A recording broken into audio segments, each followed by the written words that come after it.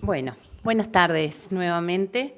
En honor a la puntualidad y teniendo en cuenta además que estamos en momentos complejos de nuestro país por el cúmulo de actividades que tenemos. Bueno, la universidad es un ejemplo porque hoy desde la mañana no hemos parado de estar en distintos compromisos. Por eso queremos empezar en hora, queremos darles una cálida bienvenida a este espacio que consideramos un conversatorio. Es así. Entendemos que para tratar el tema inclusión es importante intercambiar, escucharnos entre nosotros, asumir posiciones de sujeto, pensar desde los procesos de subjetivación y en unas dimensiones bien amplias. Por lo tanto, está esto de que uno va a estar parado, vamos a tener unas ponencias, estamos en este espacio donde otros están sentados, pero los invitamos a sentirnos todos protagonistas en el intercambio y en la generación de ideas. Agradecer a ustedes la participación, la presencia y agradecer también a quienes van a estar compartiendo parte de sus trabajos. Como es un conversatorio y le queremos dar lugar al intercambio, les hemos pedido especialmente a quienes van a compartir hoy sus trabajos que no le dediquen más de 15 minutos a estas presentaciones. Así que de antemano agradecerles ese esfuerzo que sabemos que siempre es complicado. Por otra parte, comentarles que ustedes tienen allí los programas, van a ver que dividimos el espacio en dos partes. Una, donde van a ser en sí mismas las presentaciones, ¿sí? Que van a ser cortas, que es los primeros 40 minutos. Estos son los plátanos. Sí.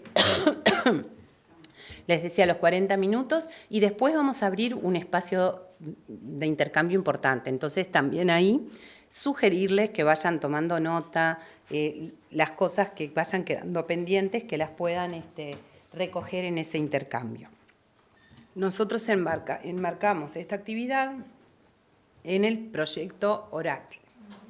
El proyecto Oracle es un proyecto que se enmarca en una actividad entre muchas instituciones.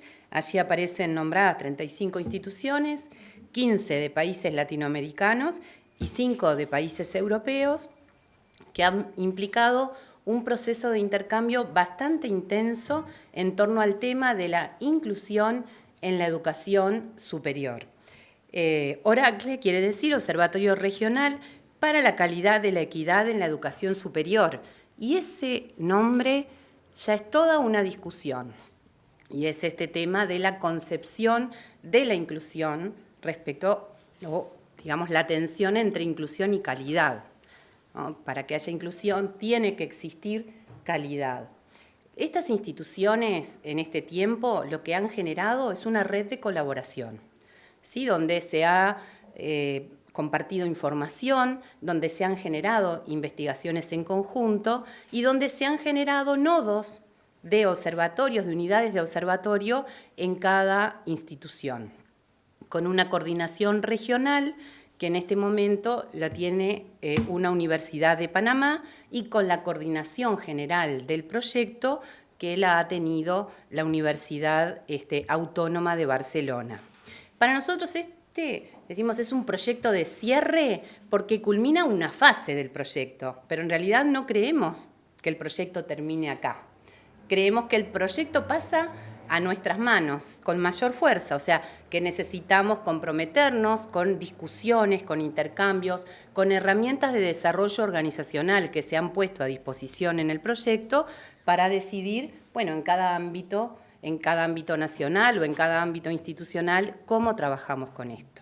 Entonces nos parecía importante que, si bien es la convocatoria un cierre de un proyecto, invitarlos a que sea también oportunidad de nuevas aperturas.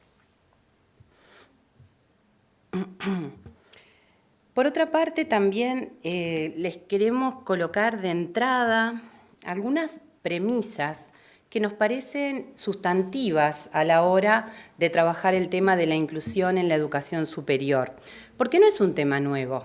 En realidad hay ríos de tinta escritos sobre inclusión. no siempre desde las mismas perspectivas. Nosotros como universidad, el Instituto de Educación, también ha sido parte de otros proyectos y ha tenido un desarrollo intenso en torno a este tema.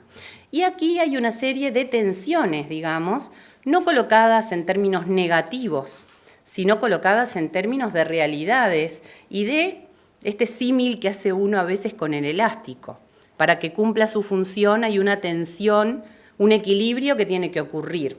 Si no, el elástico pierde, ya no cumple su función, algo se va a caer o algo nos va a apretar de más. Dentro de esas tensiones, y solo para provocar, digamos, a quienes van a estar haciendo aportes en unos minutos en las ponencias, recogíamos estas. Por un lado, la inclusión como acceso a derechos con calidad, ¿no? Por lo tanto, ver el tema de la inclusión en el marco general de los derechos y del ejercicio de los derechos en el marco de calidad.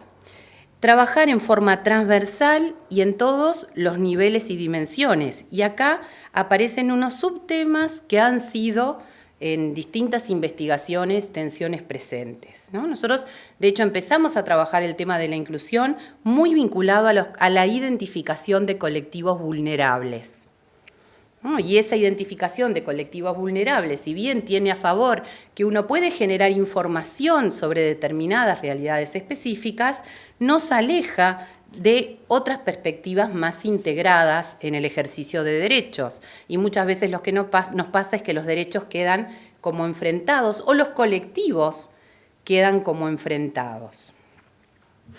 También nos parece que no podríamos decir que vamos a trabajar el tema de la inclusión en la educación superior únicamente pensando en que es un tema de la educación superior.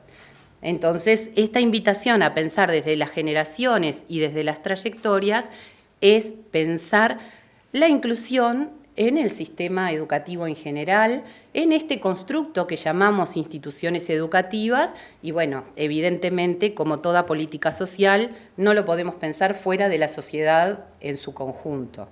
Entonces, a nosotros nos consta porque ustedes en sus inscripciones han ido manifestando el interés de participar de este evento por las prácticas que vienen realizando o por las preocupaciones que tienen en torno al tema de inclusión.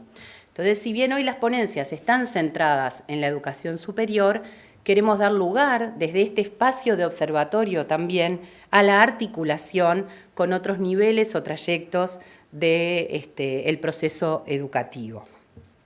Y además adelantarles que dentro de lo que se va a estar presentando vamos a tener algunos abordajes que podríamos llamar de nivel micro, ¿no? Asociadas a prácticas más específicas de algunas instituciones y otros abordajes de nivel macro, que tienen que ver más bien con características de los países.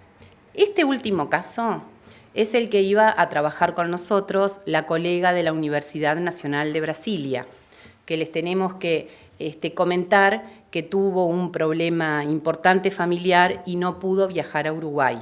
Ella nos mandó un video, ella también nos presentó su trabajo, que lo vamos a subir al espacio del observatorio, y bueno, y también hay una presentación de PowerPoint que elaboró y que en todo caso, si nos surgen dudas sobre lo que ella plantea, la podríamos revisar hoy en este espacio. Ella es quien tiene una perspectiva más macro porque abordó el tema de la inclusión en educación superior en Brasil. Y bueno, no solo por la escala, sino por la diferente institucionalidad que tiene respecto a la educación universitaria Brasil, es por demás interesante no perder de vista y nos sirve también a los uruguayos para vernos siempre respecto a modalidades diferentes. Entonces, llegados hasta acá y otra vez invitándolos a esta posición activa en el día de hoy, corresponde presentar a quienes van a compartir con nosotros en primer lugar la investigación desarrollada, que son las colegas del Instituto de Educación, doctora Claudia Cabrera Borges y doctora Mariela Questa Torterolo. docentes del Instituto de Educación, como les decía, y además integrantes del proyecto Oracle de la Universidad Ort Uruguay. Y van a compartir con nosotros una presentación que se titula El proyecto Oracle en la Universidad Ort Uruguay, resultados y proyecciones. Las invitamos a pasar.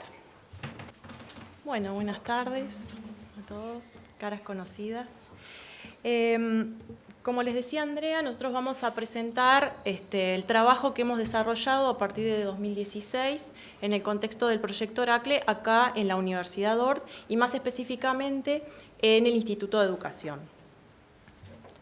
Para eso nosotros trabajamos con un corpus de bibliografía y de producciones académicas que tuvieron como base proyectos antecedentes del proyecto Oracle y también, definimos a partir de todo ese bagaje de literatura, ciertos conceptos que nos parecieron los ejes fundamentales para desarrollar el proyecto situado en la universidad.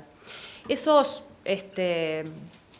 ejes conceptuales, pasan por definir los colectivos vulnerables, entrar también en la discusión si son colectivos vulnerables o son colectivos que han sido vulnerabilizados, y en qué momento y en qué situaciones están en esas condiciones. También, como parte de la discusión conceptual que nos guió para realizar el proyecto en el instituto, tomamos los términos, los conceptos de inclusión, calidad y equidad. Nosotros estamos generando un informe del proyecto que les vamos a socializar después, donde toda esta discusión tiene mayor desarrollo, y acá por el tema del tiempo que nos pidieron que acotáramos mucho, no les vamos a poder decir. Con esto nosotros generamos un diagnóstico que se situó en el Instituto de Educación con la proyección que después les vamos a contar, que nos resulta muy interesante, y a partir de eso también estamos trabajando dentro de las proyecciones con otro concepto que es el desarrollo para la equidad, o sea, el desarrollo de la calidad para la equidad dentro de los estadios de desarrollo que ya hemos trabajado también a nivel conceptual. A partir de ahí nos propusimos identificar, como ustedes ven, colectivos vulnerables o en situación de vulnerabilidad dentro del Instituto de Educación, así como plantear a los participantes de los distintos estamentos del instituto, que el mismo proyecto los define, Andrea los nombró, pero precisémoslos. Son los equipos de dirección y gestión y administración, por un lado, los docentes y, los más importantes, los estudiantes. Nosotros queremos saber las perspectivas que tenían, los conocimientos que tenían los estudiantes de esas políticas de la universidad para lograr la inclusión y la equidad.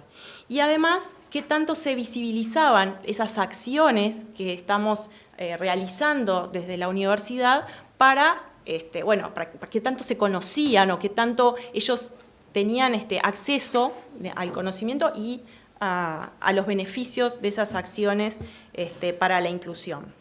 Eso nos llevó a generar un set de instrumentos de recolección de datos que se basaron en un cuestionario que se aplicó online a los estudiantes, a los graduados y uno muy similar a los docentes. Se hicieron entrevistas en profundidad al personal administrativo del instituto y además tuvimos acceso a una base de datos de los estudiantes y graduados de los últimos 10 años y también pudimos analizar cómo se venía comportando las distintas políticas que, por ejemplo, el acceso a becas, que había tenido, qué impacto habían tenido en los estudiantes y en los resultados. Y ahora, Claudia. Buenas tardes. Bien, pasando a los resultados. Algunos de los colectivos vulnerables, y desde la bibliografía surge algunos indicadores de vulnerabilidad que formaron parte de lo que nosotros fuimos a indagar desde este formulario que Mariela les decía que aplicamos a 3 de los colectivos. El tema del género nos devuelve que hay un importante número de mujeres como estudiantes. Esto particularmente nos focalizamos en el análisis de los estudiantes, ¿sí? Si bien se aplicaron esos 3 formularios, acá seleccionamos para los resultados focalizarnos en los estudiantes. Acá hay una clara feminización de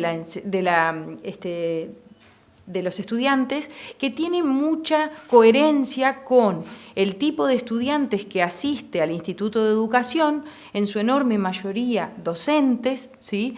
Y este mismo dato también lo devuelven informes nacionales, como es el caso de la ANEP o informes del INED. Otro de los aspectos que nos parecía relevante analizar es la familia a cargo. Estos estudiantes, ¿en qué medida tienen familia a cargo? Y con esto, más allá de que pudieran tener hijos, también si tenían a su cargo a sus padres, o si estaban a cargo en un hogar.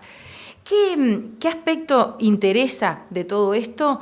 Que en Uruguay quienes hacen el posgrado vinculados a lo que ofrece el Instituto de Educación de la Universidad Hort, tiene que ver con estudiantes que estudian mientras trabajan, ¿sí? En nuestro país, y varios de ustedes hacen así como diciendo, lo vivimos, los caracteriza el que cursan estudios de posgrado en simultáneo con su trabajo. Otro aspecto que para nosotros es de suma relevancia es el factor de residencia. Y acá encontramos menos consonancia con estudios internacionales y más particularidad de lo nacional. Acá aparece un componente que a nivel nacional cobra mayor relevancia y es con esta distribución en un país tan chiquito como el nuestro, en esta distribución de los estudiantes proviniendo de distancias que quizás para otros países no son tan largas y sin embargo se hacen largas en el nuestro, ¿sí? Con un sistema de rutas muy centralizado hacia la capital, donde tenemos un alto porcentaje, un 67% de estudiantes que provienen de la capital del país, pero que también tenemos estudiantes que provienen de muy diversos lugares del Uruguay. Otro de los focos de nuestro cuestionario fue indagar sobre cómo percibían estos colectivos las acciones de inclusión que ofrece el Instituto de Educación respecto al ingreso, a favorecer el ingreso y a favorecer la permanencia y egreso de los estudiantes. Acá encontramos altos porcentajes de visualización de esas acciones inclusivas, ¿sí? Tanto en el ingreso como en la permanencia y egreso. Es decir, que identifican al Instituto de Educación como intentando captar a esos estudiantes e intentando retener a esos estudiantes. Acá surge una categoría que tiene que ver con lo que nosotros habíamos dicho anteriormente de estas distancias en el país, y surge una categoría para nosotras que tiene que ver con el acortar distancias, ¿sí? Con este estudiante que desde diversos lugares se aproxima a estudiar en la capital. Y antes de esto me interesa analizar esta distribución de los estudiantes. Si bien anteriormente les hablaba que los datos provenían del cuestionario aplicado, estos datos que aparecen en la gráfica, ese 67% y 33%, proviene de la base de datos. Esa base de datos nos devuelve que de los estudiantes del interior, solo contemplando a los estudiantes del interior, hay un 67% que provienen de zonas próximas a la capital, es decir, próximas, del Río Negro para abajo. Y hay un 33% de los estudiantes que provienen de zonas alejadas del país, del Río Negro para arriba. Entonces, en este acortar distancias, ¿cuáles son las acciones concretas que despliega el Instituto de Educación para acortar esas distancias? Y ahí aparece, y resaltado en todas las oportunidades que pudieron, todos los estamentos, el ofrecimiento de becas, ¿sí? Como una de las estrategias que más actúa, ¿sí? Captando a esos estudiantes y acortando estas distancias. Otro de los factores que señalan como aspecto facilitador de la inclusión es la semipresencialidad, ¿sí? Para un estudiante que vive lejos es clave poder tener una oferta que no lo haga venir permanentemente a la capital. Otra de las estrategias es la plataforma educativa. La plataforma educativa donde, de acuerdo a lo que dicen los encuestados, ese contacto con los docentes, ese contacto con la administración permanente, ¿sí? Muchas veces es facilitado a través de la plataforma. Y finalmente la gestión de biblioteca, donde se vuelve accesible a los estudiantes independientemente de donde estén. Y uno puede decir, bueno, hoy en tiempos de internet, bueno, pero que además se le puedan hacer llegar los materiales a esos estudiantes, constituye otra estrategia de relevancia. ¿Cuáles son las sugerencias que realizan respecto a las acciones para mejorar la inclusión? Nosotros acá nos pareció pertinente analizar lo que dicen graduados y estudiantes respecto a estas sugerencias que hacen. Y acá encontramos un incremento de la no presencialidad, ¿sí? Que todavía haya una oferta que sea menos presencial, una mayor orientación, pero con respecto a la mayor orientación quiero hacer una precisión que tiene que ver con que esta misma característica la destacan como potencialidad.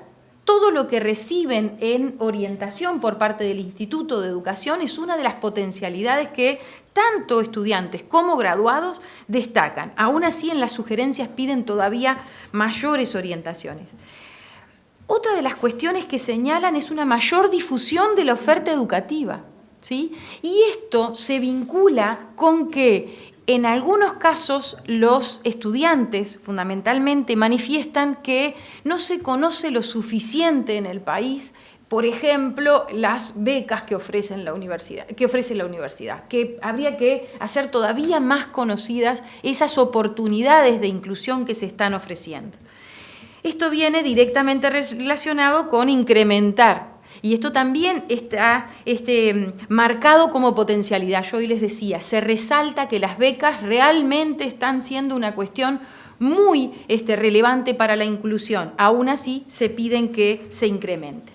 Y ya finalizando lo que tienen que ver con los resultados, nos interesaba señalar que sintetizar las características que determinan la vulnerabilidad están focalizadas en estos 4 ejes: en el lugar de residencia, en la familia a cargo, en las limitaciones económicas, que son las que de alguna manera están pidiendo más becas, y en el escaso tiempo disponible que tienen estos estudiantes, que al mismo tiempo trabajan, para realizar estos estudios. Acciones valoradas como inclusivas: las becas, la gestión de biblioteca, la plataforma educativa y la modalidad de semipresencialidad.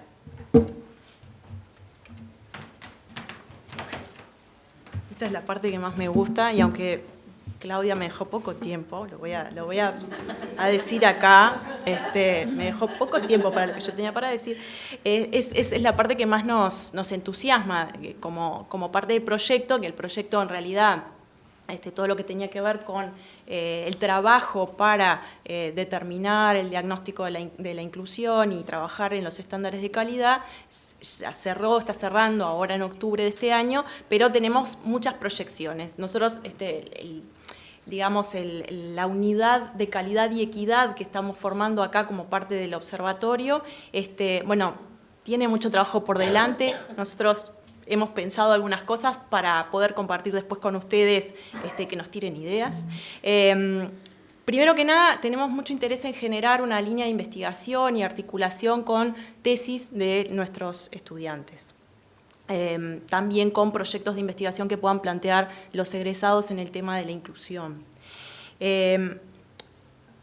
Estamos un poco ambiciosas, pero queremos tener como una potencia que pueda multiplicar este diagnóstico que nosotros aplicamos en el Instituto de Educación a otras facultades dentro de la universidad. Nosotros trabajamos en un pequeño ámbito, hicimos como una prueba piloto, pero ahora reclamamos, diría yo, poder extendernos a otras facultades y poder practicar esto del diagnóstico de calidad para la equidad en las distintas áreas de la universidad. Y por qué no extenderlo a otros lugares. Nos ponemos muy ambiciosas a veces. Además, queremos tener como un seguimiento desde la unidad de calidad y equidad, queremos poder hacer como un seguimiento de las acciones de la visibilización de las acciones de inclusión que se hacen en la universidad. Queremos poder sistematizar esa información, nos parece muy valiosa también. Por último, aspiramos que adentro de la universidad podamos generar algunos protocolos internos de trabajo en el tema de la inclusión y en los estándares de calidad para la equidad. Pero esto no acaba aquí, sino que queremos seguir por más y estamos muy interesados en lograr que el observatorio, realmente es nuestro compromiso como unidad de calidad y equidad dentro de la Universidad ORT Uruguay, es que podamos ampliar la red, seguir en la red de instituciones que ya están formando el proyecto Heracles, pero seguir ampliando. Esto es un tema que, como decía Andrea, es algo que necesita, que está muy trillado, pero que realmente necesita políticas claras y determinaciones claras para poder avanzar. Queremos poder tener la chance de contribuir a eso. También generar un banco de buenas prácticas regional. También en el marco del observatorio ya hemos estado hablando con colegas de otras universidades, de las 35 que están participando, que justamente tienen esta intención de formar el banco de buenas prácticas y poder compartirlo y ver qué experiencias están funcionando, en qué contextos y en qué colectivos. Eso es también muy importante porque no lo dijimos, pero, por ejemplo, hay países del observatorio que tienen realidades diferentes, con población indígena, bueno, con diferentes cuestiones que realmente hacen a los colectivos vulnerables en ese sentido, que nosotros no vivimos esa realidad. Después, bueno, generar también en el marco del observatorio instrumentos de gestión para la calidad y la equidad y, por supuesto, seguir colaborando con otras instituciones, tanto dentro del observatorio, como les decía, fuera, en el exterior, pero también apostamos a que la base del observatorio aquí en Uruguay pueda intercambiar y generar colaboración con otras instituciones educativas de nuestro sistema. Pero ahora me pasé, pero no pasa nada, no me resuelve. Gracias.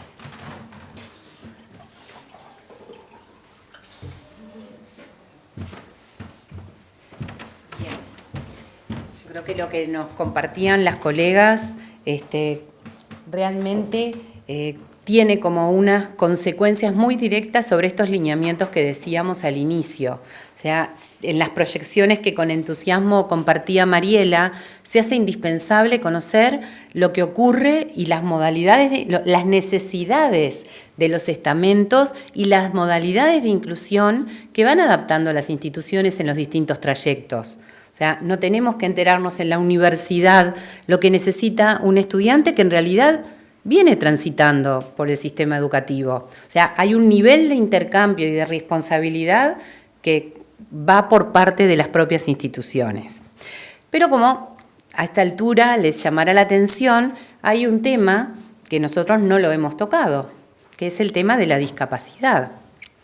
Y contamos, por suerte, agraciadamente y con la generosidad de la colega magíster Lía Fernández Pellejero, quien viene trabajando en su investigación de doctorado, es estudiante del doctorado de educación en nuestra universidad, en el Instituto de Educación, viene trabajando en profundidad este tema y ha tenido la generosidad de compartir hoy con nosotros algunas de sus preocupaciones y de sus recorridas en este tema que tiene muchísimo que ver también con la inclusión. Se las presento más formalmente, ya les adelanté que es estudiante del doctorado en educación de la Universidad ORT Uruguay, es profesora titular de Facultad de Enfermería de UDELAR, directora de carrera y directora del Departamento de Salud del Niño, Niña y Adolescente, y nos invita a escucharla en una presentación muy provocativa en su título, los inadvertidos caminos de la inclusión en la educación superior. Así que, Lía, te escuchamos. Vamos a sacar este y ponemos el tuyo, que era acá. Bien, muchas gracias. Buenas tardes para todos y para todas. Es un placer estar aquí y quisiera en primer término hacer un agradecimiento muy especial al Instituto por permitirme compartir con ustedes todo este trabajo que hemos venido desarrollando desde hace bastante tiempo. Como decía Andrea, el título es provocativo, es totalmente intencional la provocación, porque a lo largo de todo este recorrido que me ha llevado la investigación, he descubierto, y ese es el valor agregado de la investigación, he descubierto un mundo que, a pesar de haber estado más de 20 años en la Universidad de la República, no lo conocía en su totalidad. Algunos elementos son satisfactorios como integrante de la Universidad de la República, y hay otros en los cuales no cabe otra posibilidad que sentirnos interpelados en lo que estamos haciendo en torno a lo que es la inclusión educativa relacionada con las personas con discapacidad. Voy a tratar, les prometo, pero no sé si lo voy a cumplir, el ser, ocupar el tiempo que me han solicitado. Pido disculpas por lo cargado de las diapos, que siempre critico y ahora lo hago yo. Nos propusimos en nuestro doctorado realizar el estudio denominado La experiencia académica de estudiantes con discapacidad en relación a la inclusión educativa en la Universidad de la República 2014-2017. El objetivo general planteado fue analizar la situación de los estudiantes con discapacidad en el contexto de las políticas de educación inclusiva en la Universidad de la República. Las decisiones metodológicas pasan por un estudio de corte cualitativo, donde se realizó una revisión y un análisis documental de la legislación nacional e internacional relativa a la inclusión educativa para personas con discapacidad, que ha sido refrendada por Uruguay, que les puedo asegurar que es extensísima. Es extensísima. Se reconstruyó la evolución de las formas de concebir la discapacidad a lo largo de la historia, que este capítulo da respuestas a algunas de las situaciones que luego nos encontramos en el trabajo de campo, haciendo la investigación, y atribuimos a esta evolución de las formas, a este cambio, a esta transformación de las formas de ver la discapacidad, de conceptualizar la discapacidad a lo largo de la historia. Y por último se realizó un recorrido de las concepciones sobre inclusión educativa relacionada a las personas con discapacidad. Este último elemento, estudiar las concepciones, indagar, buscar respuestas sobre la inclusión educativa en la Universidad de la República, fue toda una sorpresa, porque tuvimos respuestas no esperadas. Dado lo acotado del tiempo, voy a tratar de ser lo más, de compartir con ustedes lo más emergente, y lo otro quedará para el intercambio que hagamos en el último momento. Mediante entrevistas en profundidad, que fue uno de los el elemento central, digamos. Buenas tardes. Nuestros interlocutores fueron los estudiantes con discapacidad, sus profesores y los gestores universitarios a nivel nacional. Este estudio se hizo a nivel nacional. ¿Qué fue lo que me llevó a indagar sobre este tema, a seleccionar este tema?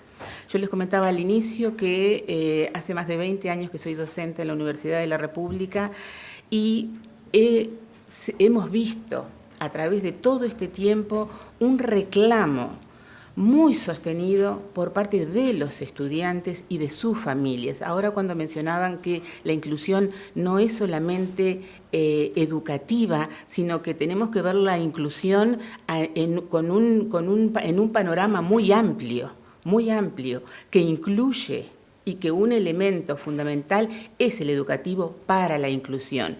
Pero tenemos otros escenarios donde la inclusión es fundamental y que el escenario educativo ayudaría muchísimo a esa inclusión. Entonces, veamos la inclusión como un elemento fundamental en el escenario educativo, pero fuera de él es sustantivo. Bien, ¿por qué acercarnos al estudio de este tema? También por existe históricamente y persiste en la actualidad una lectura que es lineal, ¿sí? Hay un individuo que es discapacitado, no puede, ¿sí? Cuando un estudiante se acerca a cualquiera de los servicios universitarios en los que estuve en todas las áreas de conocimiento de la Universidad de la República, el primer pensamiento, la primera reacción de la persona que recibe al estudiante que solicita ingresar en la Universidad de la República es: ¿podrá? Eso es un elemento que da cuenta de que no hemos todavía transitado y no hemos todavía superado algunos elementos, y eso tenemos que reconocerlo porque desde el portero y el primer administrativo que reciben al estudiante o que ayudan a un estudiante a ingresar en un servicio universitario, manifestaron que lo primero que pensaron fue: ¿pero para qué? ¿Por qué? Entonces, esos elementos están dando cuenta de las representaciones que tenemos sobre la discapacidad en el marco de la inclusión educativa. Sigue habiendo una no respuesta de la universidad, entendida como una institución que propende al estudio de los problemas de interés general, su comprensión pública y la defensa de los derechos de la persona humana, ¿sí? Es la Carta Magna de la Universidad de la República. La no sistematización de dispositivos académicos universitarios.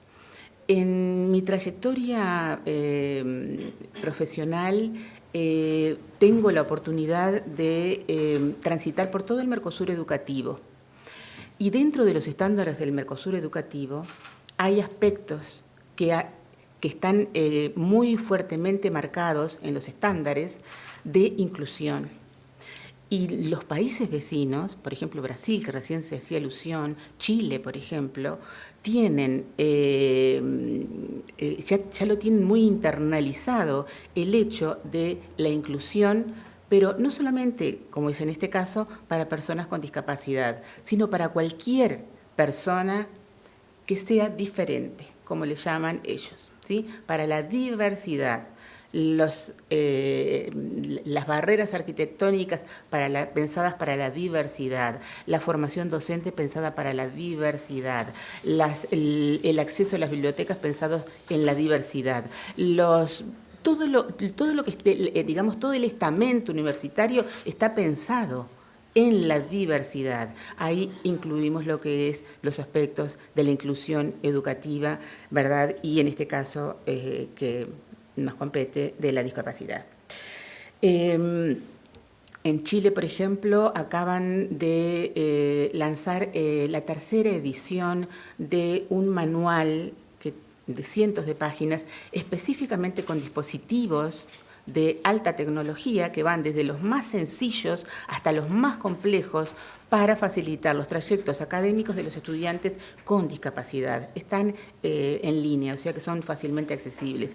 Y ahí nosotros vemos cómo existe la posibilidad de que nosotros no la conocemos, ¿verdad? Nuestros servicios no la conocen. No conocen que la tecnología está ayudando desde hace mucho tiempo a que los estudiantes puedan transitar por la universidad sin mayores dificultades. Eso nosotros no lo conocemos. Y tenemos un escaso conocimiento de cuántos estudiantes con discapacidad existen en la Universidad de la República, dónde están, qué tipo de discapacidad tienen. Porque no es lo mismo ser un estudiante con una discapacidad visual en Bellas Artes que ser un estudiante con una discapacidad motora en agronomía, o no es lo mismo ser un estudiante con una discapacidad auditiva en la escuela de música, por ejemplo. Entonces, ahí nos cambia la realidad y tenemos que poder posicionarnos para poder hacer un análisis y una lectura correcta de esa realidad que estamos intentando entender. Bien, en cuanto al último punto, debemos de reconocer que en el año 2012 se hizo el 7º censo de estudiantes universitarios. Y ahí también podemos hacer una lectura muy profunda y complejizar este punto del escaso conocimiento de cuántos estudiantes tenemos con discapacidad en la Universidad de la República, porque simplemente leyendo la pregunta que pretendía sondear y recoger la información de cuántos estudiantes con discapacidad hay y dónde están, se dejó librado a la autopercepción, ¿sí?, de la discapacidad. Se hizo una pregunta en la cual podíamos contestar o todos que sí o todos que no. Porque a mí, por ejemplo, si me preguntan, ¿tú sos una discapacitada? Capaz que respondo que no. Y yo tengo una discapacidad. Entonces, tengo una disminución de la visión, por ejemplo. Tengo una disminución auditiva, por ejemplo. Y eso yo puedo tomarlo como que soy discapacitada o como que no soy discapacitada. Entonces, ese dato que aparece, que es el dato formal y es el dato con el cual nos tenemos que manejar, porque es el dato formal, ¿sí? Es el dato oficial. Es un dato que nosotros ya sabemos que no responde en su totalidad a la realidad que tenemos en la Universidad de la República. Estos son algunos de los resultados preliminares.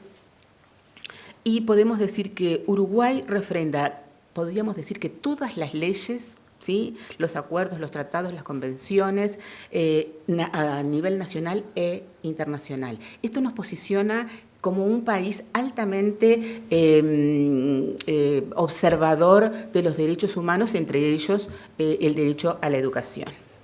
La inclusión educativa no está priorizada en la agenda política universitaria, ¿sí? Los mismos gestores, cuando fueron entrevistados, ellos mismos decían que la inclusión educativa se comporta de manera errática, ¿sí? Cuando hay algún evento a nivel internacional, por ejemplo, surge inmediatamente en nuestra agenda política universitaria la inclusión educativa, pero luego entra en un periodo de latencia que no logra concretar acciones efectivamente.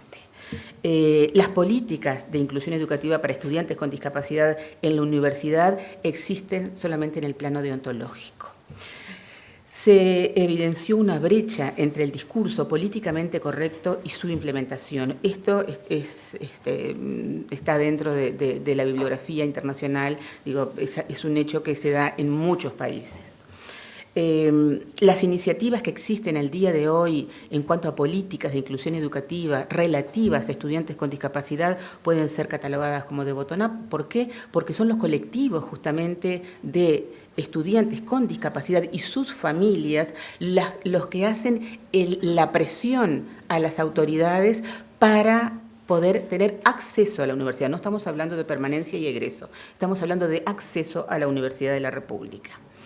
Hay una persistencia de paradigmas arcaicos en la comunidad educativa relativos a la inclusión educativa, que era lo que mencionaba al principio, que fue una de las sorpresas cuando se realizaron las entrevistas.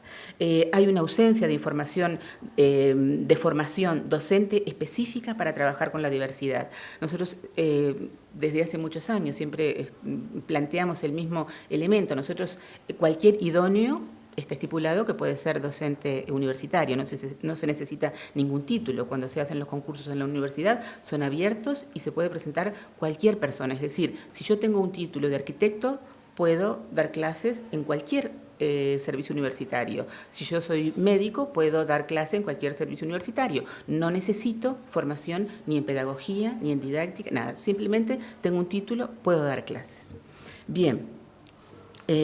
Hay una inercia universitaria respecto a la toma de decisiones. Se relaciona con lo que mencionábamos al principio. hay empujes en los cuales empujes, diríamos, momentáneos, en los cuales se hacen se ponen en marcha muchas iniciativas. Al día de hoy, por ejemplo, el Consejo Directivo Central ha creado un grupo que está haciendo un diagnóstico de todas las personas con discapacidad que están transitando por la Universidad de la República y ver en qué condiciones lo están haciendo y en qué servicios. Es decir, eso es una iniciativa que se ha hecho, tendrá 3 meses el proyecto de resolución del Consejo Directivo Central. Y todo el mundo está muy expectante de que esto siga adelante y prospere en ese diagnóstico para poder tener, para poder apreciar, para poder dimensionar realmente cuál es la realidad que tiene el Uruguay al respecto. Tenemos una ausencia dentro de los resultados de la investigación, una ausencia de sistematización para atender a estudiantes con discapacidad. En todos los servicios estudiados, el atendimiento a un estudiante con discapacidad queda librado a quien esté con el estudiante. Es decir, no hay una sistemática en cuanto, como existe en sí en otros países, que hay un ordenamiento, ahora lo vamos a nombrar, hay protocolos, guías, mapas de ruta, donde las personas, toda la comunidad educativa, y forma parte de la sensibilización también, ya saben cómo enfrentarse a un estudiante con discapacidad. En nuestro país, en los servicios que hemos estudiado, hemos visto que esto, y lo hemos presenciado, queda librado a quien se encuentre por primera vez con el estudiante. Hemos tenido acceso a ver cómo estudiantes en el interior del país, por ejemplo, llegaban a solicitar acceso y su inscripción al servicio de Bedelía y se les orientaba por el administrativo que estaba en ese momento, querían inscribirse a una carrera y se les orientaba a que se inscribieran a otra carrera, ¿sí? Entonces, se genera en el estudiante, en la persona, en el ser humano, que ya trae una trayectoria y que ya trae una línea de pensamiento que en general van acompañados por su familia, un desconcierto muy grande, porque si yo quiero estudiar, supongamos, instrumentación, y me dicen, no, mejor, ¿por qué no te anotás a laboratorio? Eso ya nos está dando una lectura muy importante de cuál es la situación que tenemos en la universidad. También surge de los resultados una fuerte crítica de los docentes hacia las autoridades.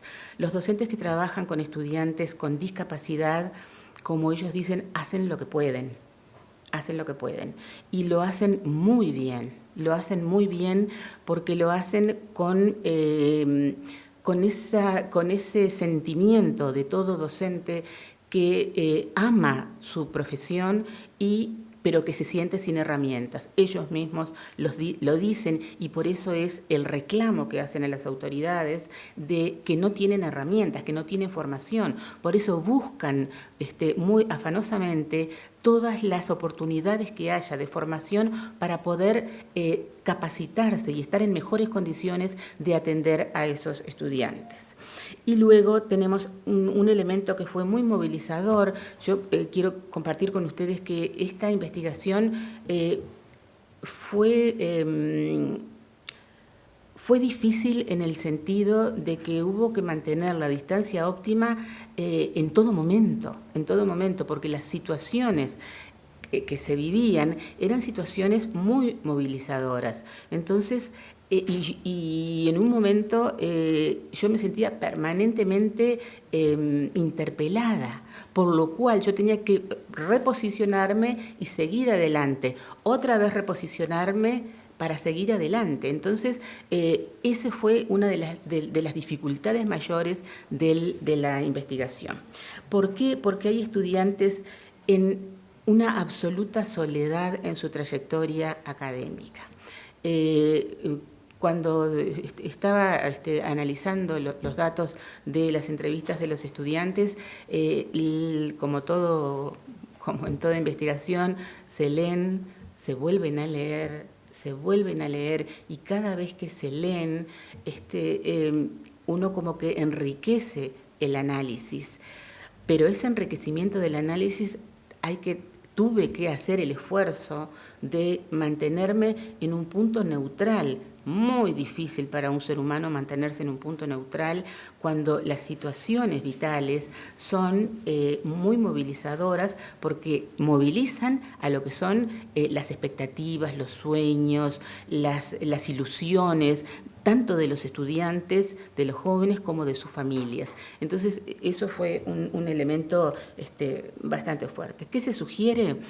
Se sugiere sensibilización, asesoramiento y compromiso de la comunidad académica. Un sistema de indicadores que se refieran a las actuaciones y medidas concretas de atención a los estudiantes con discapacidad. Acceso al currículum. Los estudiantes con discapacidad en los servicios estudiados no tienen acceso al currículum. Obviamente que contar con un cuerpo docente formado para atender la diversidad. La diversidad es la característica preponderante de la época en que estamos viviendo, ¿sí? Sistematizar el acceso, la permanencia y egreso de los estudiantes a la universidad. Los mismos no pueden, como decíamos, quedar librados a los esfuerzos individuales. No existen protocolos, mapas de rutas, guías de actuación. Debemos identificar y transformar barreras, pero no solamente las barreras académicas, arquitectónicas, actitudinales, procedimentales, ¿sí? Recuerdo y comparto con ustedes una de las entrevistas en las cuales una autoridad universitaria me decía que la inclusión educativa relacionada a la discapacidad era el gran agujero negro que tenía la universidad. Entonces me puso varios ejemplos. Me dijo, nosotros hicimos 2 regias rampas al costado de nuestra mayor casa de estudios, pero el estudiante con discapacidad puede entrar y queda en el hall. Porque si todos entramos a la Universidad de la República, en la Casa Central, sabemos que después tenemos escaleras hermosas de mármol blanco. Y tenemos un ascensor que entran solamente 3 personas, ¿sí? Entonces, así como en otros departamentos del interior del país, por ejemplo, tenemos edificios que están preparados con ascensores en braille, ¿sí? Con barandas que tienen inscripciones en braille, con baños preparados para personas con discapacidad, y decimos, estamos en el mismo país y tenemos realidades tan antagónicas.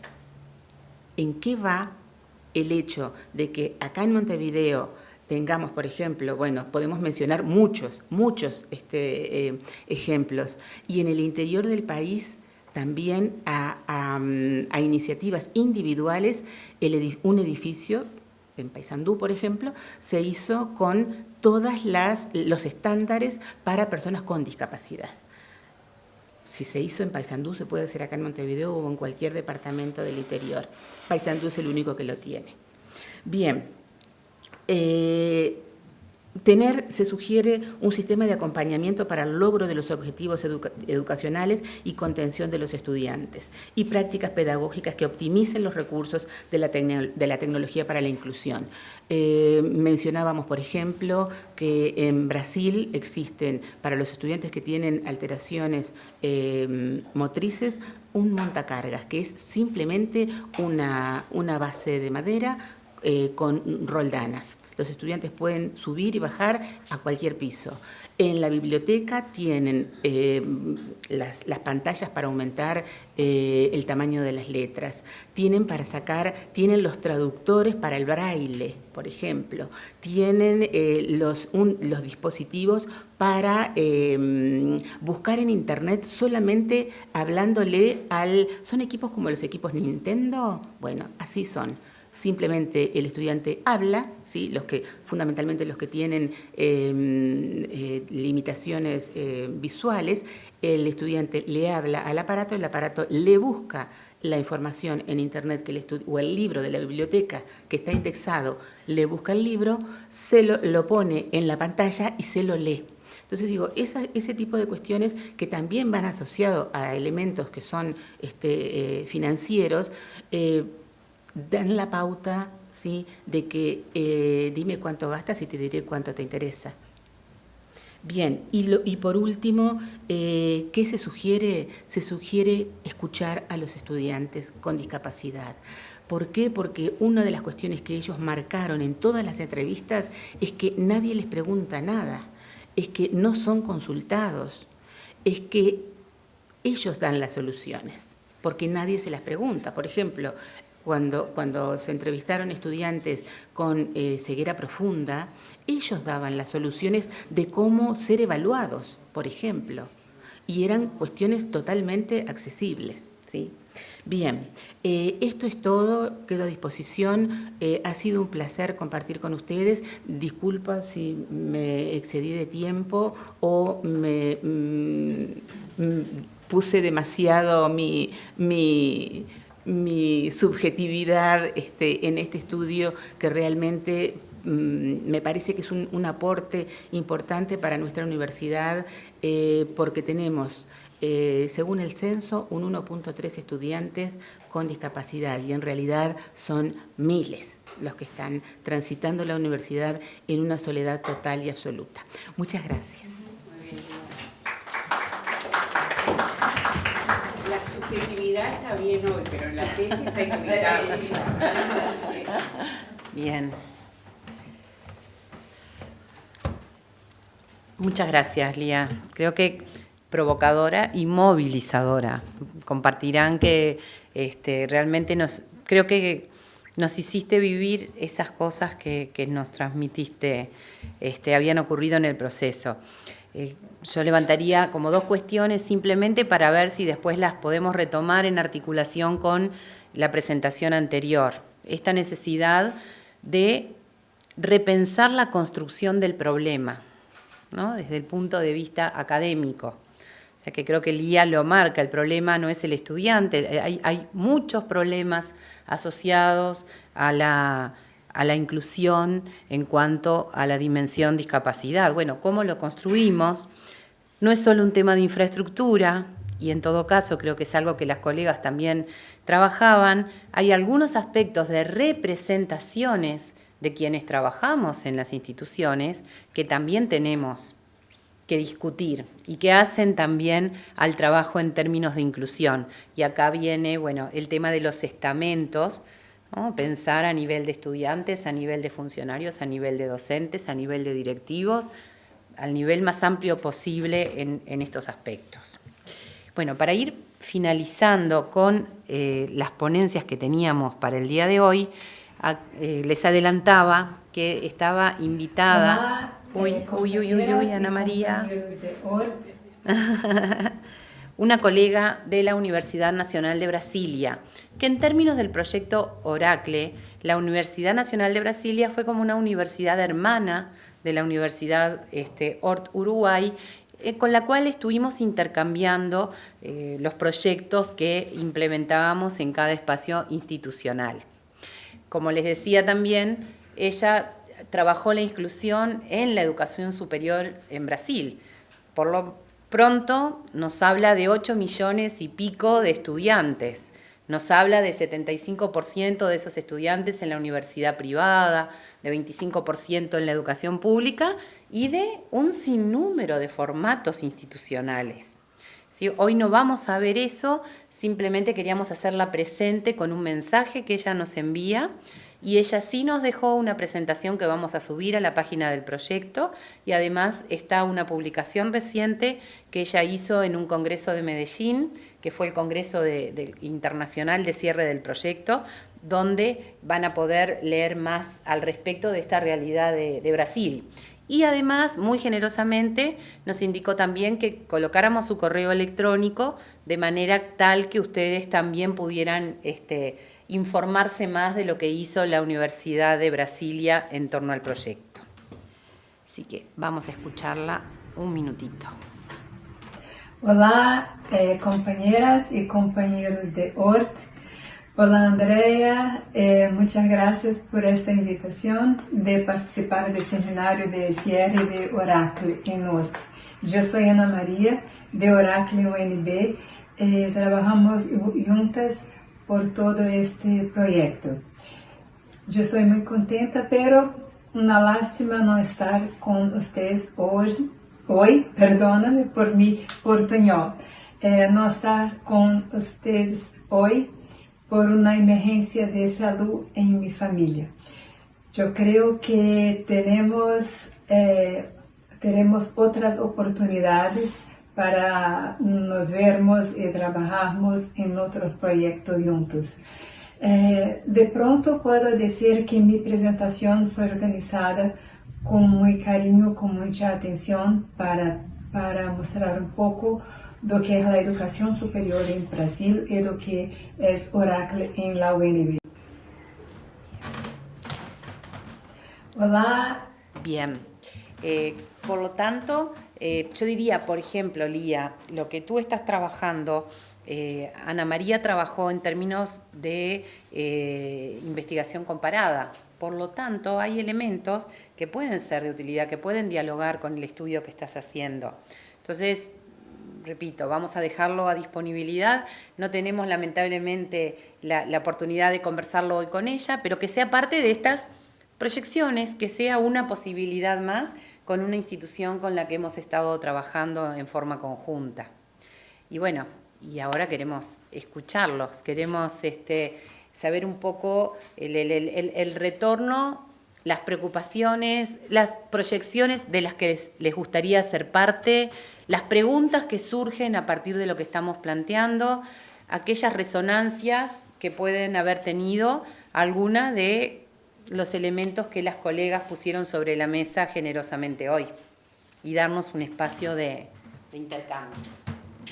Bueno, escuché muy atentamente las presentaciones porque acabo de defender mi tesis de maestría de formador de formadores un poco en el campo de la inclusión educativa en el sentido de la formación de docentes de enseñanza secundaria para atender a alumnos con problemas de aprendizaje. Me pareció muy interesante la presentación de las compañeras de las docentes de ORT en relación a los colectivos que tomaron como en esta categoría de vulnerabilidad. Y algo que me quedó resonante es qué pasaría si cruzamos, ¿no? Lo de discapacidad y esto de mujeres con familia a cargo, de la residencia en otros departamentos.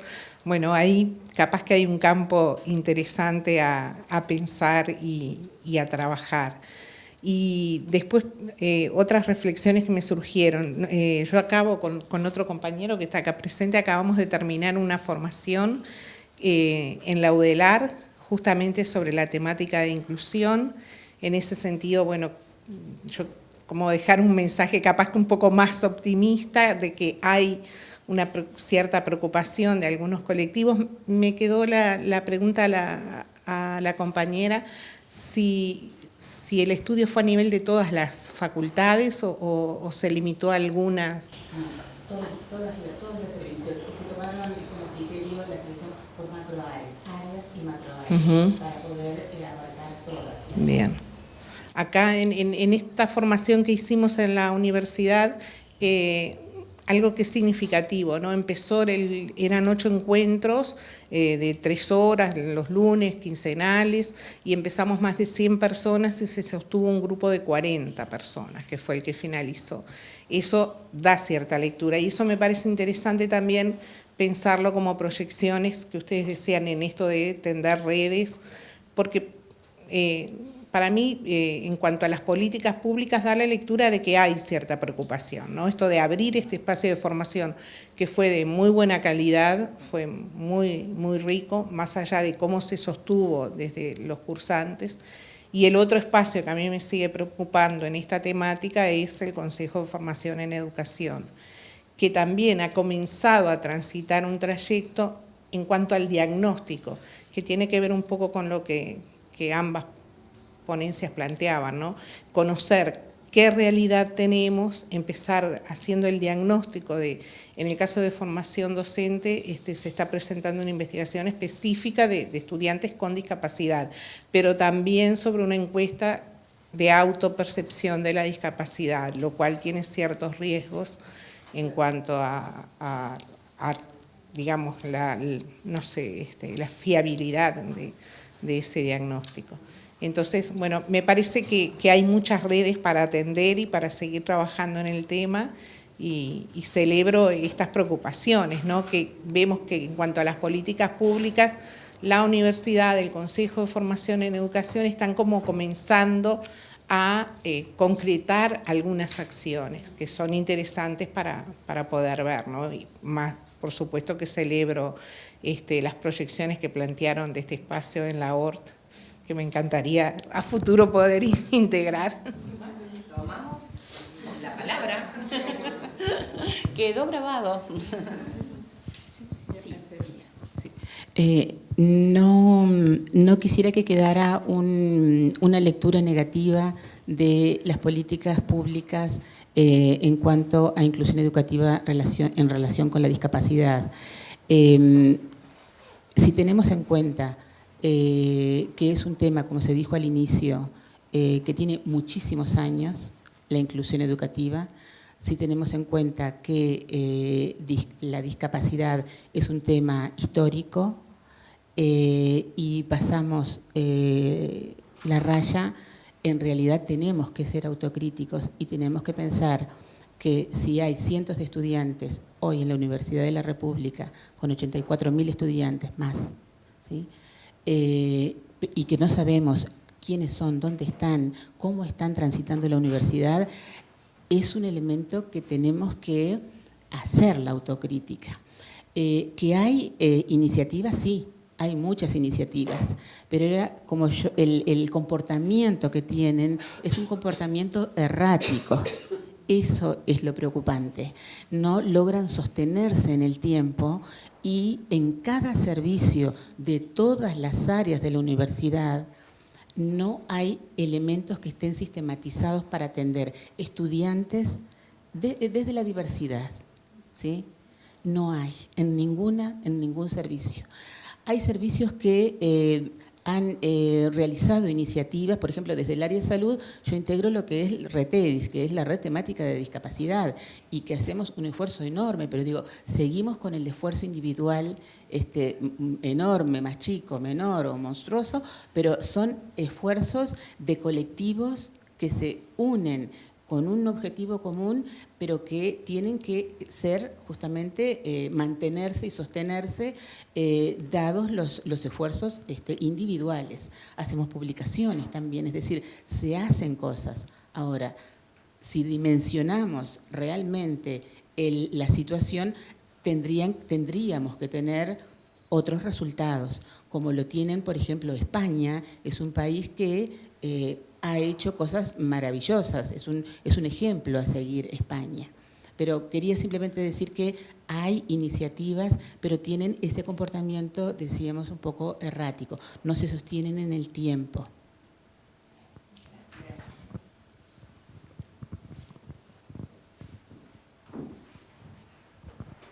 Yo en relación a lo que a ese comportamiento errático, creo que también se da en la enseñanza primaria y media, que es a impulso de algunos centros educativos y de algunos colectivos que coinciden, que pueden avanzar chiquilines, chiquilinas con algunas discapacidades, mientras que en otros centros educativos no hay a veces esas combinaciones de personas, de sensibilidades, de algunas herramientas que empujan a esas situaciones, a esos estudiantes. Lo mismo pasa con la diversidad en general, no es un problema de la discapacidad. Y está estrechamente vinculado a nuestra formación para la educación homogénea, ¿no? Que bueno, es un paradigma muy difícil de deconstruir y de sustituir por otro.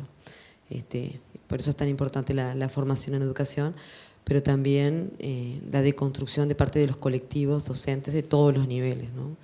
El trabajo conjunto para deconstruir y para experimentar el trabajo con la diversidad de distintas perspectivas, ¿no? Bueno, pero es un camino complejo a transitar.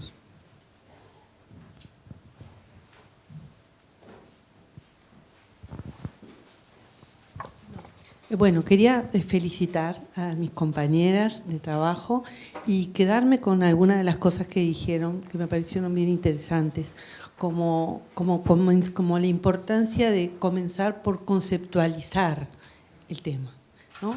En realidad uno empieza por cercar el problema cuando uno lo reconoce y cuando tenemos una terminología común y un concepto que podemos compartir sobre ese problema.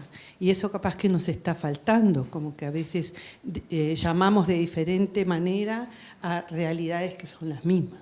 Entonces, ese primer punto, que creo que aborda muy bien acá, es una respuesta desde la academia también y que saludamos.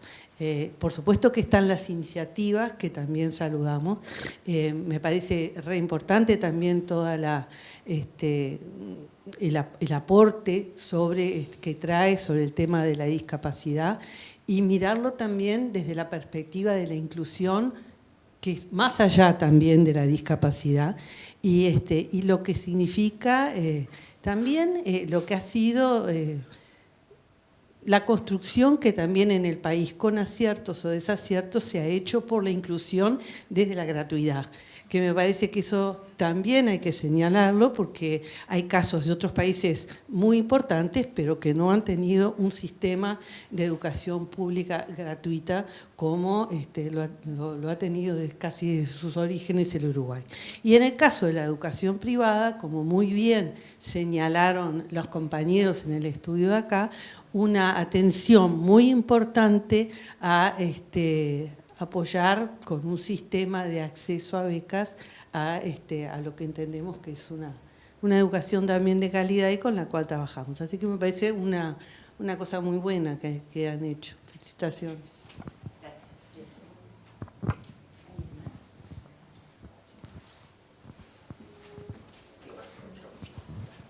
¿No te vas a salvar? No, yo sí, pensaba, me surgían algunas dudas o algunas problemáticas que uno tiene porque viene de otros lugares, digamos, de otros niveles del sistema, como el primario, por ejemplo. Pero es interesante pensar en eso de cómo conocer, saber quién es, dónde y cuál es la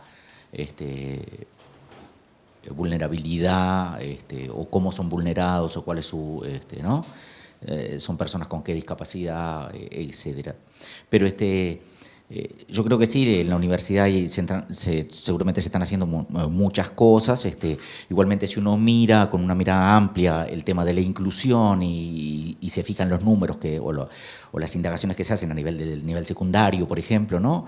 Y el tema de la inclusión y los que realmente terminan el nivel secundario, sigue pensando que hay mucho que hacer a nivel de la inclusión en el marco general, ¿no? Es decir, porque hay como una promesa, una gran promesa incumplida, que no sé si no termina siendo una estafa, decirle si todos pueden llegar a la educación secundaria, la educación secundaria es para todos, y no termina siendo peor cuando se dan cuenta que en tercer o cuarto año el 30-40% ya no está.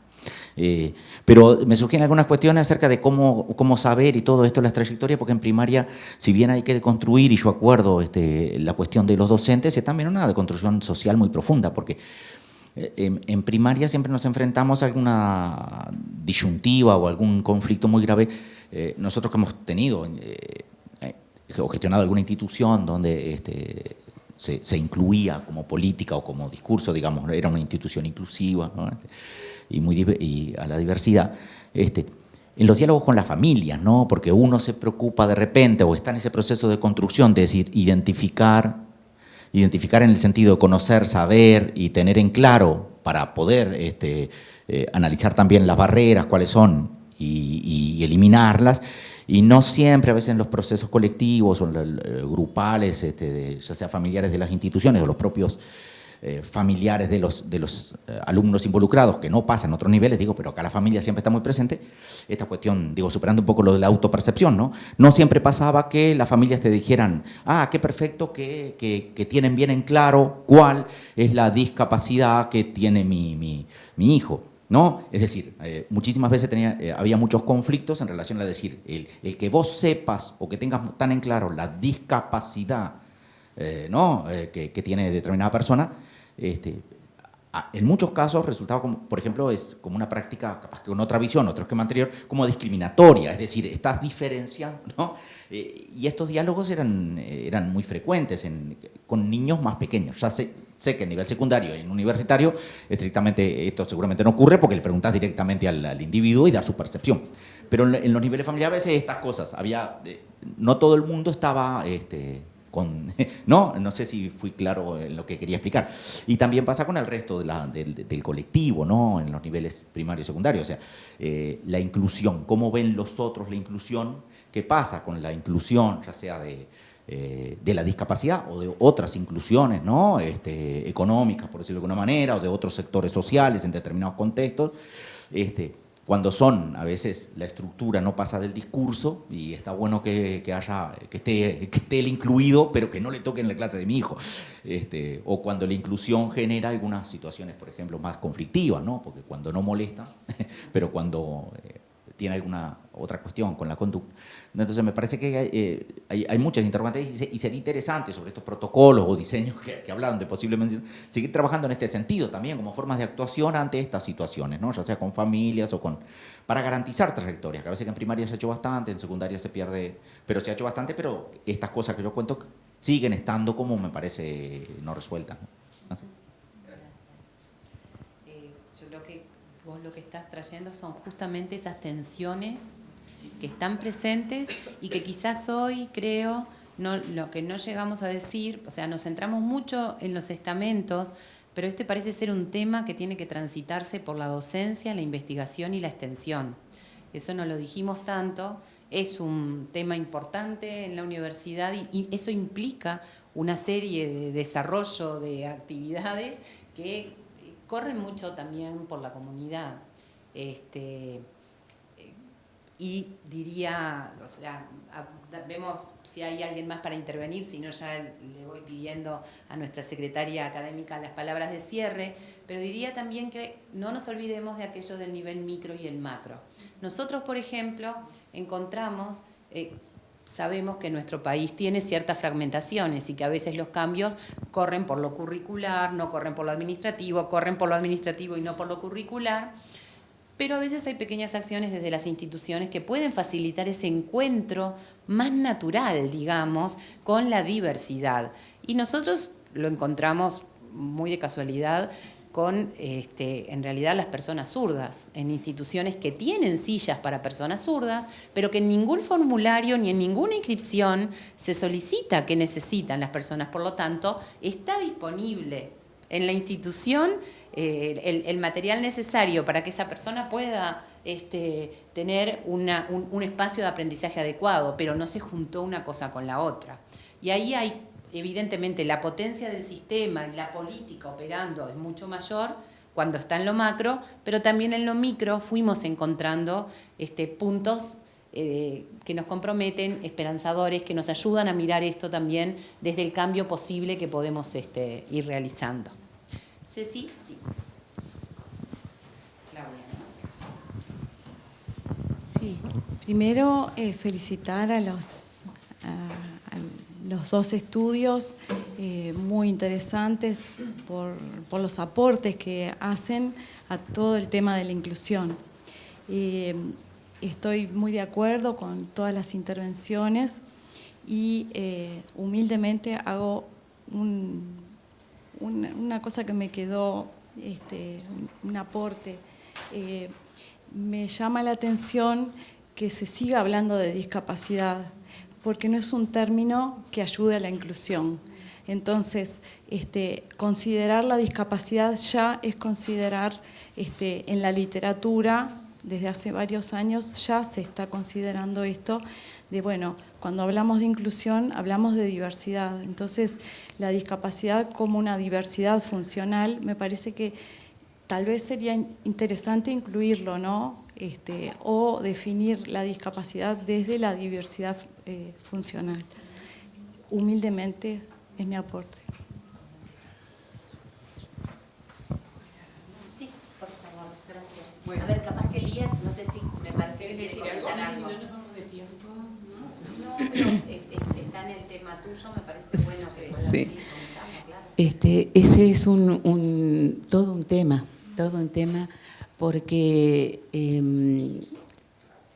lo último a lo que se ha llegado y que los colectivos de personas, por eso son personas con discapacidad, se antepone el término persona, es decir, no se centra en la discapacidad, se dice persona con discapacidad. Esa es la última tecnología que se ha adoptado con los colectivos de personas con discapacidad, lo ha adoptado la OMS, lo ha adoptado la UNESCO y lo ha adoptado la Unión Europea en el espacio de educación superior europeo.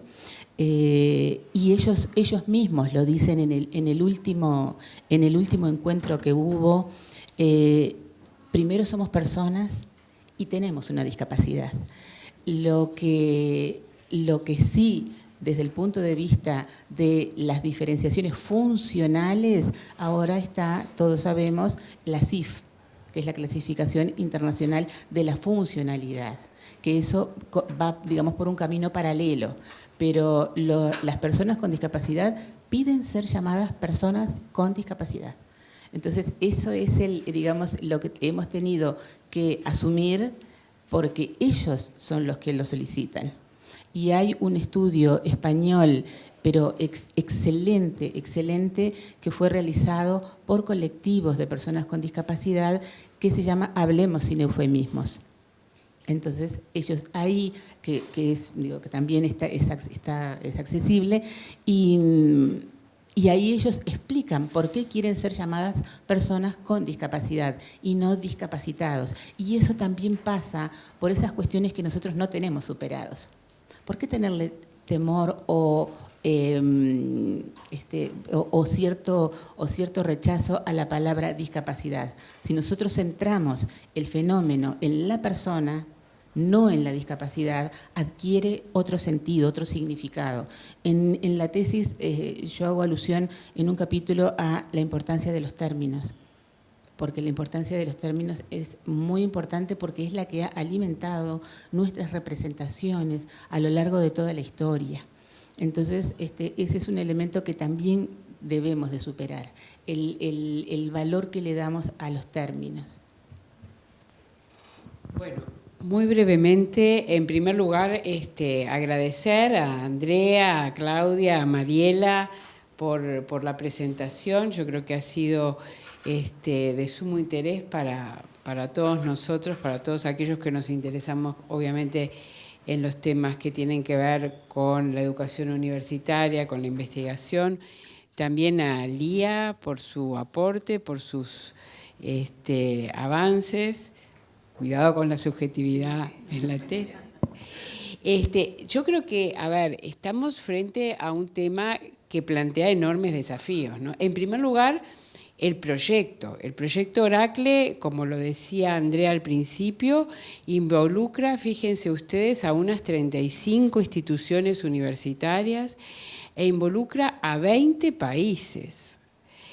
Lo que nos va a permitir, sin duda alguna, en el futuro, en tener una visión en clave comparada de estos temas. Hay 15 universidades latinoamericanas, 15 centros universitarios latinoamericanos y 5 europeos, bueno, entre los que está España y otros países europeos que tienen un nivel de avance en estos temas, no sé si mayor, porque los debates igual se siguen planteando, pero en todo caso una acumulación mayor que muchos de nuestros países. Entonces, me parece que en primer lugar es una iniciativa que nos ha permitido en los equipos de investigación de la universidad acercarnos a una temática que está siendo investigada a nivel regional, a nivel europeo, que esperamos que eso se pueda compartir con la universidad, y bueno, de hecho lo estamos haciendo con las otras universidades privadas, con la Universidad de la República, que esto pueda avanzar hacia lo que se efectivice realmente en un observatorio, porque por ahora está el informe, están los estudios que se han hecho, pero esto se tiene que aterrizar en una red de intercambio, y que también esto se pueda extender a los otros niveles del sistema educativo, De hecho, aquí Claudia se está acercando al tema en sus primeros, en la elaboración de proyecto de tesis, al otro nivel, el nivel de educación primaria y el nivel de educación media. Y bueno, y yo creo que en todo esto tenemos mucho que reflexionar y que avanzar. En primer lugar, respecto a la conceptualización, ¿no? Seguimos todavía en una zona de frontera respecto a qué quiere decir un colectivo vulnerable, porque colectivo vulnerable o vulnerabilizado, que es un término que acuñaron los colombianos muy acertadamente, ¿qué implica? Es decir, tenemos desde las personas con discapacidad visual, auditiva, motriz, etcétera, hasta los colectivos, por ejemplo, en el caso de Uruguay, que están fuera de donde están los centros académicos, fuera de Montevideo, digamos, y que están en una situación respecto a las posibilidades de inclusión en estudios universitarios que los vulnerabiliza. Por más que ha habido avances, hoy los centros universitarios en el Uruguay no solo están en Montevideo, como hace décadas atrás, sino que están en otras regiones del país, ha habido sin duda avances, pero seguimos nosotros, el estudio que hicieron, que fue a una escala pequeña como lo es todo en Uruguay, ¿no? Cuando escuchábamos a la colega brasileña, que bueno, ellos, fíjense, crecen a un Uruguay por año, eso nos da idea de lo que es nuestra dimensión. Entonces, cuando nosotros lo traemos a nuestra escala, que tiene sus ventajas, porque podemos ser una especie de laboratorio de ideas por las pequeñas dimensiones, vemos el colectivo, por ejemplo, que tenemos en el Instituto de Educación, y que en muchos casos son estudiantes que están haciendo estudios de posgrado, pero que en muchos casos son la primera generación de estudios universitarios. Es decir, que tienen padre o madre que en muchos casos fueron maestros o profesores, pero que bueno, todavía no es, esperemos que lo sea en algún momento, pero todavía no es educación universitaria. Y en muchos casos ni siquiera con padre o madre a nivel de estudios de educación superior. Estudiantes que trabajan, que tienen cargas familiares, etcétera, que están fuera de la capital y que tienen enormes dificultades en poder con sistematicidad llegar a los centros académicos. Y entonces ahí hay un tema que aquí lo planteaban, que por más que haya infraestructura, vamos a suponer que vivimos en un mundo ideal, donde están dadas todas las facilidades desde el punto de vista de la infraestructura, accesibilidad. Nosotros ahora hicimos una compra muy importante de libros electrónicos para que los estudiantes que están fuera de la capital tengan acceso a la bibliografía, porque hasta ahora es ese sistema medio casero, doméstico, que algunos de los que están aquí seguramente vivieron. Claudia se ríe porque lo vivió, es decir, que piden el libro a Montevideo, se lo tenemos que mandar, bueno, todo es cuestión un tanto artesanal. Ahora, bueno, vamos a tener un stock bastante importante de libros electrónicos que pueden acceder a un préstamo por internet. Pero a pesar de todo eso, y suponiendo que esté la infraestructura, hay un tema que es mucho más complejo, que son las culturas de trabajo de los docentes, que es el tema de entender lo que es un contexto, lo que es vivir en una situación de vulnerabilidad y cómo afrontar esa vulnerabilidad, y eso no surge por generación espontánea. Eso hay que trabajarlo, aquí hablaban de talleres, eso tenemos que ser capaces a nivel de la universidad y de los otros niveles del sistema educativo de trabajar y de reflexionar sobre este tema y de que realmente sea una realidad, porque muchas veces el recurso está, o siendo un poco inventivo, podemos facilitarle la vida a muchos estudiantes y hacer que puedan ser incluidos de una manera mucho más justa, porque en el fondo esto tiene que ver con tratar de que vivamos y poder hacer un sistema lo más justo posible. En eso tiene que ver también la equidad. Entonces, yo creo que hemos dado, en cuanto a equipo, un paso modesto pero seguro, que ojalá se pueda seguir avanzando. Yo realmente las invito acá a las colegas a ampliar el equipo, a volver a comunicarnos cuando tengan resultados comparados que surgen a partir de los otros estudios que se han estado haciendo, y que podamos, y ojalá que como institución podamos apoyar que ese observatorio sea una realidad. Y que, bueno, si lo podemos hacer para el ámbito universitario, medio y básico y primaria, ojalá que así sea, porque gran parte de esto tiene que ver con, bueno, esta palabra nunca me sale, no sé si es crear conciencia, concienciar, ¿cómo se dice? Bueno, pero que tiene que ver con poder entender la cabalidad del tema y poder actuar en consecuencia, ¿no? Así que muchísimas gracias también por las intervenciones, y bueno, ojalá que podamos seguir dialogando en torno a estos temas. Acá el equipo está absolutamente disponible y abierto a comentarios, así que escriban, comuníquense, y bueno, aquí nos espera, creo que un café, no sé si han incluido o no las galletitas, pero lo veremos. Bueno, así que gracias a todos.